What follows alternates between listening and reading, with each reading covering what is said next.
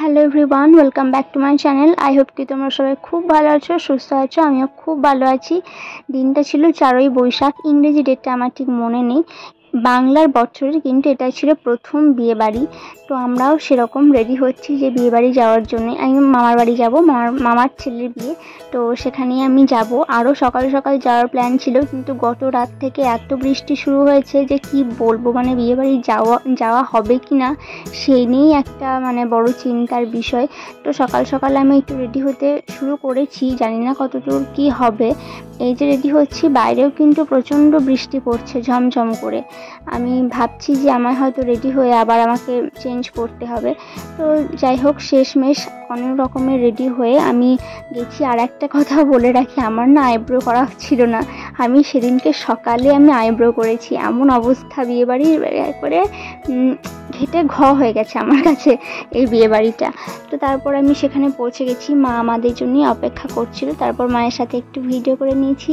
আর বিয়ে বাড়িতে প্রচণ্ড বৃষ্টি, জল কাটাতে না বাইরে কোনো রিচুয়ালস কোনো রকম হচ্ছিল না, তাই সমস্ত নিয়ম কানুনগুলো ঘরের ভিতরে কোনো রকমে কোট করা হচ্ছিল। সে কারণে আমি আমার মেয়েকে নিয়ে একটা ঘরেই বেশিরভাগ বসেছিলাম, কারণ ও একদমই ওরকমভাবে নিতে পারছিল না, অত লোকজন দেখা অভ্যেস নেই, তো বাচ্চা মানুষ। তো সেই কারণে আমি ওকে নিয়ে একটু বসেছিলাম। ওর শরীরে কি গন্ডগোল হচ্ছিল আমি প্রথম বুঝতে পারিনি। আস্তে আস্তে আমি তোমাদের সাথে সমস্তটা শেয়ার করব, বুঝতে পারবে আশা করি। আমার যেতে যেতে প্রায় সমস্ত রিচুয়ালসগুলো কমপ্লিট হয়ে গেছিলো, ওই 2-1টা বাকি ছিল। তারই মধ্যে এটা একটা ছিল, এটা কি বলে আমার ঠিক মনে নেই, কবে বিয়ে করেছি তো ভুলে গেছি।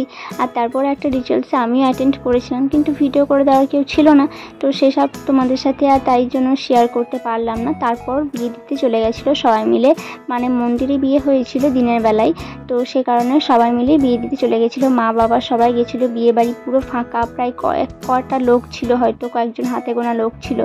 আর আমিও ছিলাম, খুব বোর হচ্ছিলাম থেকে, আমাকেও যেতে বলছিল, কিন্তু আমার প্রচণ্ড খিদে পেয়ে গেছিলো বলে আমি খেতে বসে পড়েছি। আর সেই সময় যাওয়ার কথা আর কি, তো সেই জন্য ওরা চলেও গেছে। আর আমিও খুব বোর হচ্ছিলাম, কেন গেলাম না এভাবে। তারপর আমি একটু বসে থেকে মা বাবার সঙ্গে দেখা করে তারপর বাড়ি এসেছি। তো বিয়েবাড়ির পার্ট 1 হচ্ছে এটুকুই। আস্তে আস্তে তোমাদের সাথে সমস্তটা শেয়ার করব। ততক্ষণ সবাই খুব ভালো থেকো, সুস্থ থেকো। ওকে, বাই।